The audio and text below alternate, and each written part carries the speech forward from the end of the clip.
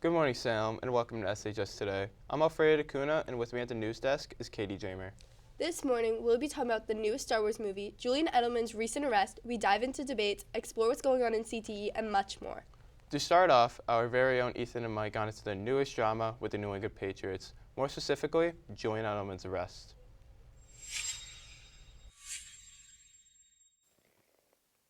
Hello SHS, this is Ethan Bodemater reporting in for SHS News. Today on this episode, we're going to interview students and staff about the New England Patriots. Now let's go. So, do you think Brady is leaving or staying? Well, I feel like they didn't play well all year long, and that kind of led up to what happened in the wild card round. They could have, played better as a team, I feel like, and worked a little bit harder leading up to the playoffs so that they didn't get eliminated. Probably leaving. He's staying. There's a lot of rumors out there about him cleaning out his suite and moving to Connecticut, so I don't know what's what. I can't make heads or tails of it, but I'm assuming that he's coming back,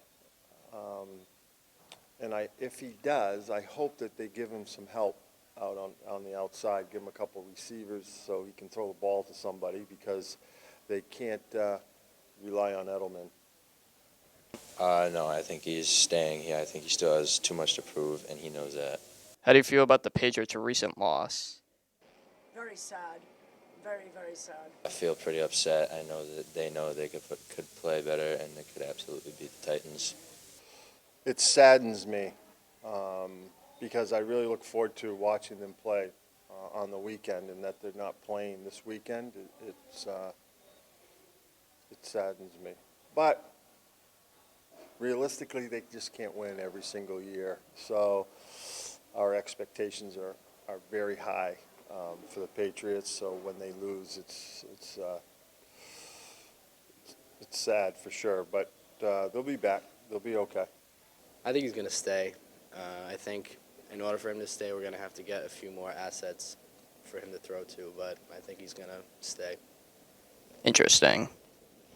Good. I don't know. He's just a guy that did something stupid, I guess. I don't really know what happened, but I guess we'll find out soon enough. What do you think about the recent arrest of the Patriots player? Very disappointed. They can rely on Edelman, but not if he's being double-teamed. Edelman's arrest, he's nuts. He's crazy. I don't really have the details of exactly why he was jumping on cars, but it's definitely intriguing, and I would love to find out what exactly he was doing. I've been consumed in a podcast, so I haven't listened to a lot of the sports radio / news on my way to and from work, so I'm a little behind because I'm entrenched in this podcast. Julian Edelman, I thought it was pretty funny. I'm not going to lie, it was pretty funny. Jumped on a Mercedes and damaged it. Something I definitely would do. Well, it's kind of interesting. Feel good about it. Well, I'll be. Well, ladies and gentlemen, that looks like all the time that we have on this episode of SHS Madness. I'm Ethan Bodemater, signing off. After all that, I can't help but wonder what comes for the Patriots. After not having an AFC Championship appearance this year, I do not know what's going to happen in the upcoming years. Speaking of sports, we took an in-depth view of Salem boys basketball and what work they put into the season. We spoke to some of the players and Coach McLaughlin.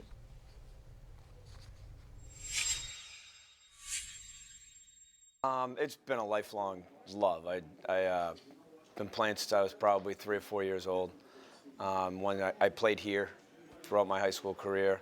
After I graduated from college, a couple guys had asked me to come back that I had known from working camps and doing a lot of those type of things as summer jobs. They had asked me to come back and help them out with the freshman team. And when I got into that environment, I kind of knew that was where I wanted to be. So I just kind of stuck with it all the way through. I did a ton of years as a freshman coach, about a dozen years as a JV coach, and then eventually took over the varsity about 10 years ago. Typically we start off with like warm-up drills, so we'll do these layup drills called 4-minute, where we have to score like 40 layups in 2 minutes on both sides. left hand, right hand, and then we'll move into more team-based drills like 5-on-5, shell drill, and then we'll usually conclude with like running plays and scouting the other team. Stretch as much as I can. I don't know, when I'm on my own, I usually just try to stay back, relax, not do too much to get me wild up or whatever. So I try to stay relaxed. Just, making sure that we've covered everything preparation-wise, that we've watched enough film, that we've translated what the kids need. We've kind of picked apart this, that, and the other thing. And me and my staff, we really don't think you can ever be over-prepared. So, we'll be reviewing scouting reports again during the bus trip. And while we're sitting in the stands watching the freshmen and the JV play, we'll continually be going through that to make sure that the kids have everything they need to give us the best chance. And then the ball tips up and you hope that they have what they need to be successful. The goals are to try to win as many games as we can, hopefully get back to UNH, and just get better as an overall player and get better as a team. Yeah, we want to get back to UNH again, obviously. We were there last year, so that's the goal again. I'm very excited to see how far the basketball team goes this year. The boys seem to put in a lot of effort, and it'll be nice to see how it pays off. Going more into sports, we have a horse racing expert with SHS Today, Colin Boyle, giving us the latest rundown on horse racing.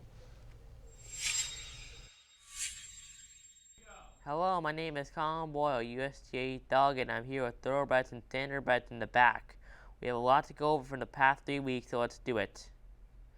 In Standardbred news, Wiggle Jiglet returned to the race on January 2nd and won, and returned on January 9th and finished second. At the time this video was filmed, he was entered on January 16th, but he was entered against two very good horses in Better Memories and Trump Nation. Yes, that's a Standardbred, so we will recap that next week. In Thoroughbred news, two Derby preps were held in the West and the East. The Jerome, held at Aqueduct in New York City, was won by former Kentucky Derby favorite Independence Hall. He is undefeated, but I said former because he's usurped in the odds this week in the sham by Authentic, who romped but was anti-doing it. The rumor was that that the Baffert trainee was bothered by the roar of the crowd because he was 8 lengths in front. In other news, the farms in Chile and Libya were raided by pirates. The 4 stallions of the Chilean farm, including the lieutenant, by the Triple Crown winner Justify, were killed, and 8 at the Libyan farm were stolen but not located at the time of this video. Lastly, the Eclipse Award finalists have been released. The finalists for Horse of the Year are Turf Star Bricks and Mortar, who went undefeated this year 7 for 7, and Prince Star Matoli, and Maximum Security, who finished first in the Kentucky Derby but was infamously disqualified due to interference. Next week, Omaha Beach, who was scratched from the Kentucky Derby as the moneyline favorite, races for the final time to Pegasus World Cup, and harness racing as its most famous race, the Prix d'Amérique. That and more next Thoroughbreds and Standardbreds in the back. Personally, I haven't heard much of or seen horse racing, but I will make sure to take a look into it. With the weekly Detective Skills, Robert Ohms dives into conspiracies revolving around Avril Lavigne and her possibly having a clone.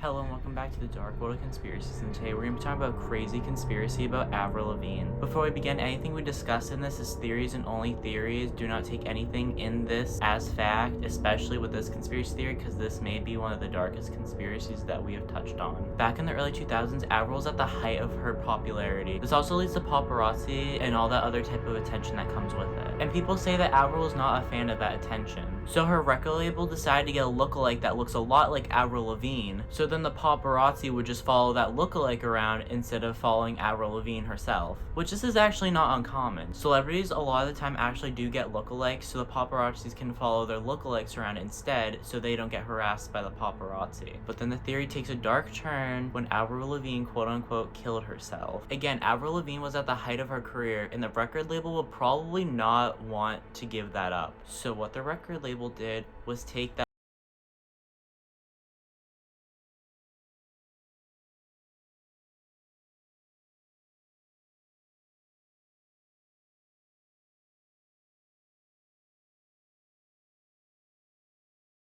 differences between the two. There are still feature differences that were noticed with like lowered mouth, thinner nose, eyebrows are further from her eyes, and people have even taken clips from her old and new performances and noticed some very weird differences between the two. And with all those differences put together, people have made the conclusion that this Avril that we have today is not the Avril that we had back in our height of popularity. Personally, I think this conspiracy theory is very interesting, but I do think that some of the proof that we have is not holding up enough where we can say that this is pretty much undeniable. That's all we have, and I'd like for you guys to remember to not believe everything you see.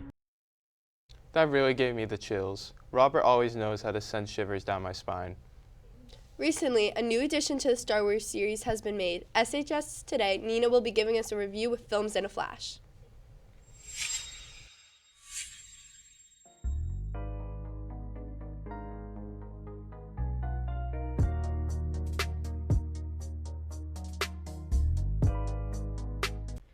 Hi movie fans, and welcome to Films in a Flash. Today we'll be talking about the latest Star Wars movie, Rise of Skywalker, the third movie installment of the sequel series, and the ninth installment of the series as a whole. Being a Star Wars movie fan myself, this movie has been hyped up since the first sequel movie came out, and will close the book on the Star Wars movie trilogy. Geez, Avengers and now this. Now I'm sure everyone is wondering how this movie is doing so far. Well, it has a critic score of 53% and an audience score of 86%, which isn't bad, but it isn't great either. For what it's worth, I give this movie credit for trying to fix the mistakes that this movie made. Last Jedi. For those who do not know, Last Jedi was the movie before Rise of Skywalker, and did terribly in both critic scores and audience scores, only earning a 42% in audience scores. According to fans and many articles out there, the director that made Force Awakens actually was not hired to do the second installment, and we were given this. Now they hired the director from the first movie to basically pick up the pieces the second director made and try and put it back together. This movie ultimately tried very hard to right the wrongs of the past. I'm still upset about the Snoke thing, but it doesn't completely. There are still major mistakes that were made because of the second movie. For example, Rise of Skywalker shows Rey training to be a Jedi, but that's what the second movie was supposed to do, not the third. Overall, though, Rise of Skywalker is a good movie that did make for a great ending to a great set of movies. If anything, this teaches us that a sequel movie's job is to make the past movies better, and I believe Rise of Skywalker has achieved just that and made the monstrosity of a movie, Last Jedi, just a little bit better, and was a great movie to watch in the process without being dull or boring. Anyways, that's been Films in a Flash. See you guys next time. I was never a big Star Wars fan before, but I might have to check it out. It seems really interesting and a great series to get into. Now that class selections for the upcoming school year is on our hands, Andrew and Sarah will be giving us tours on the CTE programs, more specifically automotive and carpentry.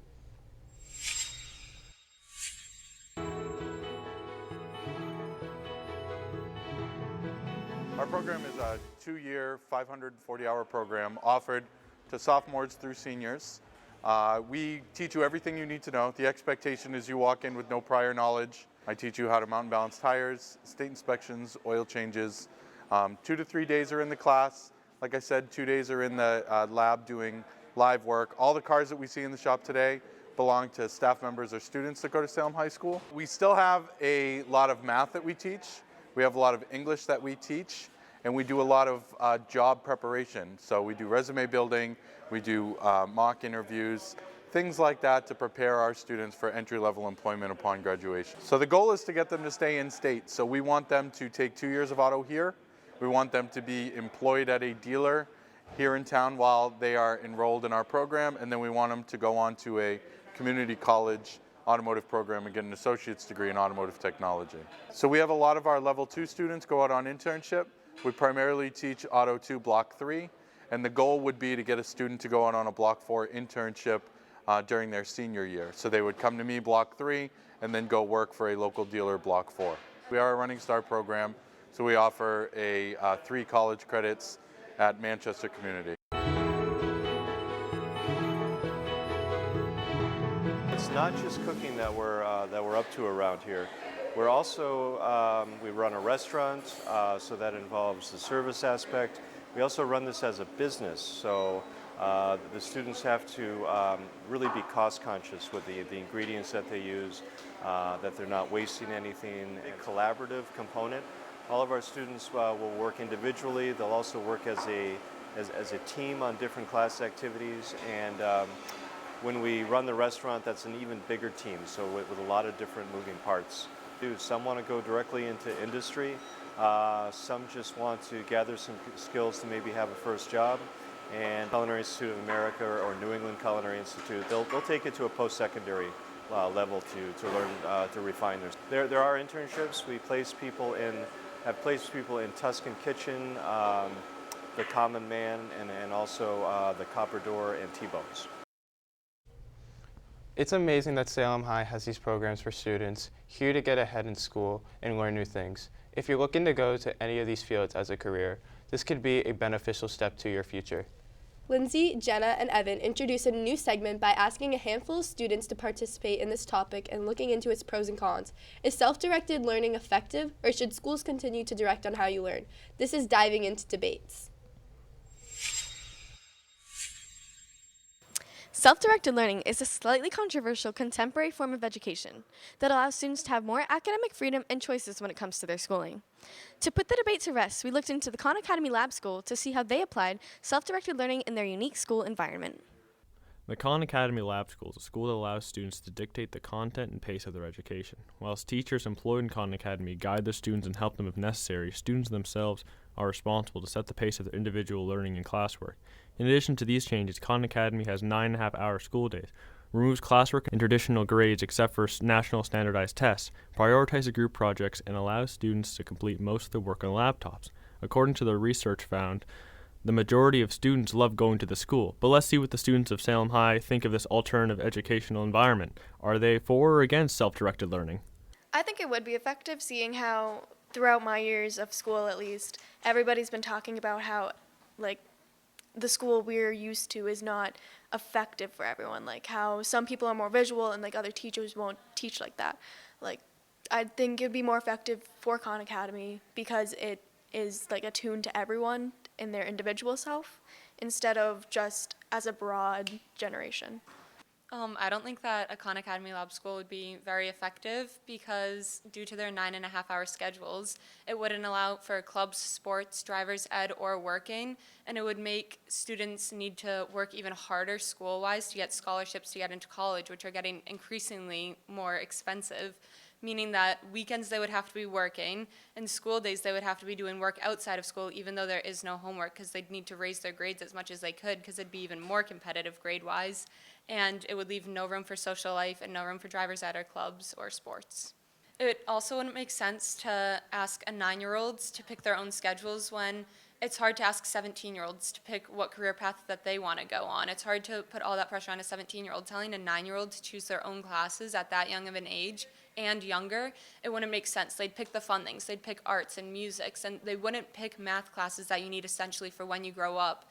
And when they hit high school, they would be way behind and more lost than other kids because they didn't take the essential classes that they needed to take for their future, whether they realized it or not. Some people wake up at 4:45 in the morning, and with the extra 2 hours and 15 minutes added onto the school day, it would make kids have to wake up an hour earlier and stay school an hour later, meaning that some kids would have to get up at 3:45 in the morning, meaning that they would get even less than the recommended doctor's sleep because kids in high school really only get 6 hours of sleep.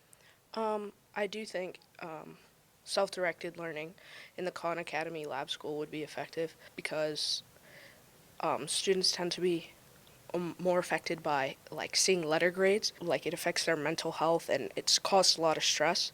So by not seeing a letter grade represent who they are as a person, I feel like it would be more effective in lessening stress levels or lowering stress levels and causing more focus on what they're actually learning in the subject matter.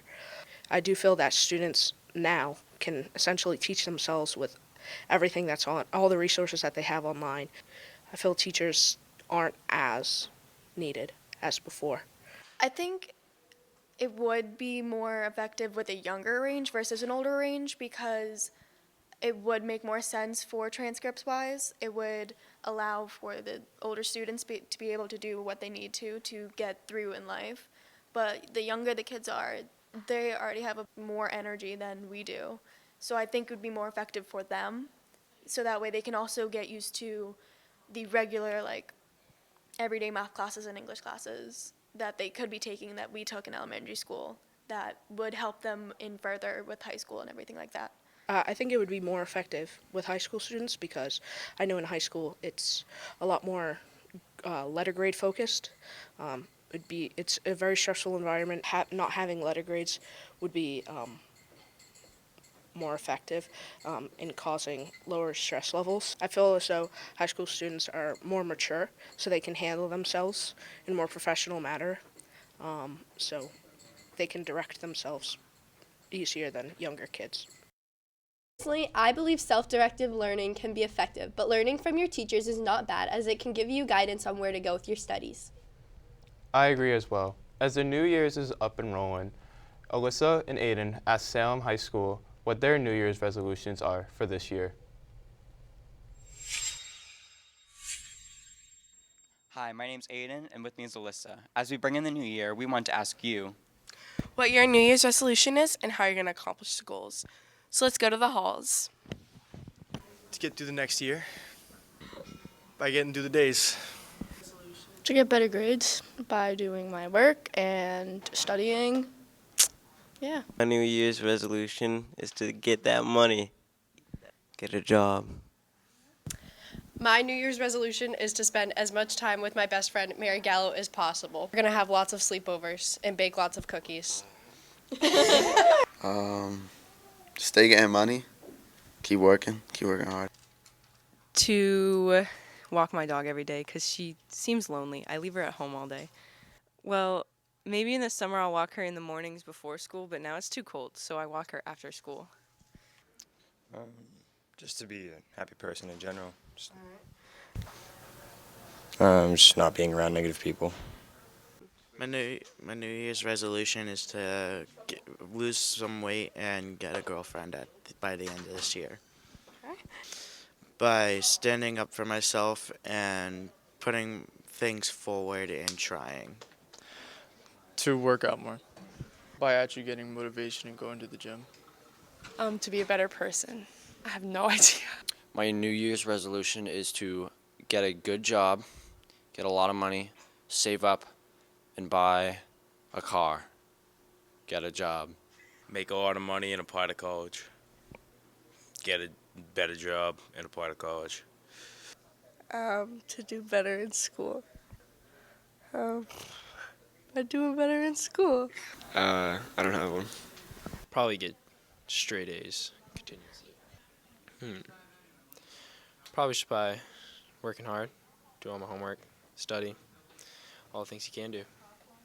To get a job and get my grades up. By staying after with my teachers, paying attention more. I would like to get my grades up.